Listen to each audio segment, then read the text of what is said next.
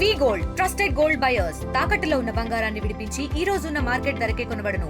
మరిన్ని వివరాలకు సంప్రదించండి 77107720.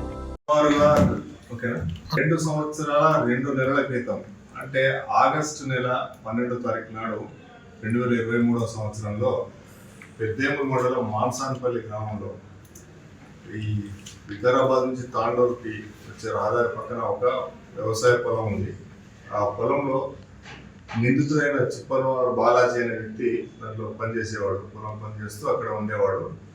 అయితే ఆ పక్కనే మాన్సాన్పల్లి గ్రామంలో ఉండే ముడావత్ రవి అనే వ్యక్తి ఇతనికి పరిచయం అయ్యాడు. ఈ పరిచయమైన క్రమంలో ఇద్దరుగా కలిసి తాగడము, ఇద్దరుగా ఫ్రెండ్స్గా తిరిగేవాళ్ళు.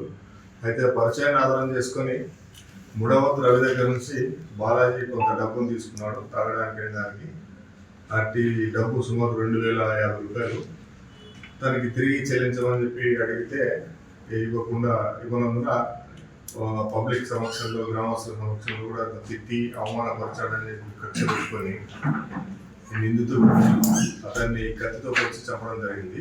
ఈ సంఘటన 2023 ఆగస్టు 12వ తేదీన జరిగింది.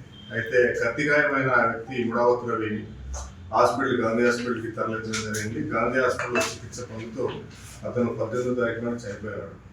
ఈ విషయంపై అతని బ్రదర్ ఇచ్చిన కంప్లైంట్ మేరకి murder case plus SC/ST atrocities prevention act కింద కేసు నమోదు చేయడం జరిగింది.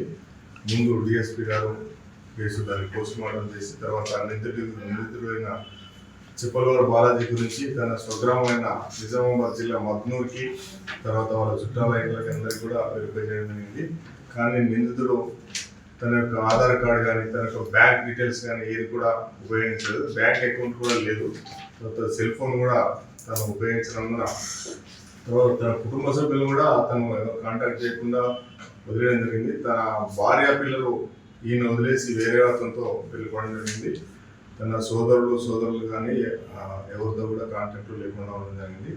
ఇన్ని సంవత్సరాల నుంచి కూడా అతను దొరకకుండా ఉన్నాడు. అయితే మేము గట్టిగా ప్రయత్నించడం జరిగింది. ఆయన యొక్క సోదరుడు తర్వాత సిస్టర్స్ యొక్క కదలికలు, వాళ్ళ యొక్క మొబైల్ ఇవన్నీ కూడా మేము ఎప్పటికప్పుడు పరిశీలిస్తూ రావడం జరిగింది. సుమారు 2 నెలల క్రితం తన తల్లి చనిపోయిన సందర్భంలో కూడా అతను మేము వస్తాడని చెప్పి అతని కోసం వెయిట్ చేయడం జరిగింది. కానీ ఆ సందర్భంలో అతను రాలేదు. కానీ చివరికి ఈరోజు నిన్న తెల్లవారుజామున మిడ్నైట్లో తను సిద్దిపేటలో తన సోదరుడి ఇంట్లో ఉన్నాడని చెప్పి మనకి ఇన్ఫర్మేషన్ రావడంతో టీం వెళ్ళి అతన్ని పట్టుకోవడం జరిగింది. పట్టుకొని వచ్చి అరెస్ట్ చేయడం జరిగింది. అంటే చిన్న తాగిన సందర్భంలో కేవలం 2050 రూపాయల యొక్క డబ్బు తిరిగి చెల్లించమని అడిగినందుకు అతను కోపం కక్ష పెంచుకొని అతన్ని అడిగినందుకు డబ్బులు ఇచ్చిన వ్యక్తిని చంపేయడం జరిగింది.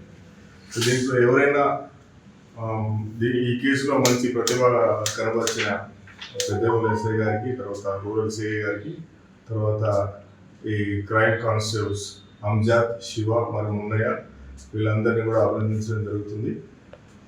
అట్లాగే అందరికీ ఒక సూచన ఏమంటే ఎవరైనా బయట ప్రాంతాల నుంచి వచ్చి ఇక్కడ పని చేసేవారు ఏదైనా వ్యవసాయంలో కావచ్చు లేకపోతే పాలిషింగ్ ఇండస్ట్రీలో కావచ్చు వారి యొక్క ఆధార్ కార్డ్ని కానీ సెల్ ఫోన్ నెంబర్స్ కానీ వారి యొక్క కుటుంబ సభ్యులందరి సెల్ ఫోన్స్ డేటా కానీ మీరు తీసుకొని పెట్టుకుని ఉండాలి. ఏదైనా నేరం జరిగిన సందర్భంలో నేరస్తులు పట్టుకోవడం చాలా కష్టతరం అవుతుంది. అయితే ఈ కేసును సాధించడంలో మంచి ప్రతిభ కనపరిచిన వాళ్ళకి రివార్డులు కూడా అందజేయడం జరుగుతుంది. తెలుగులో ఫాస్టెస్ట్ న్యూస్ ఇప్పుడు కొత్త అవతారంలో 5 సెకండ్లోనే పూర్తి వార్తా సమాచారం మీ చేతిలో. సోషల్ మీడియా ట్రెండ్స్ మీ కళ్ళ ముందుకే live TV and voice search ఆప్షన్స్తో ఇప్పుడే డౌన్లోడ్ చేయండి. యాప్ లింక్ డిస్క్రిప్షన్లో ఉంది.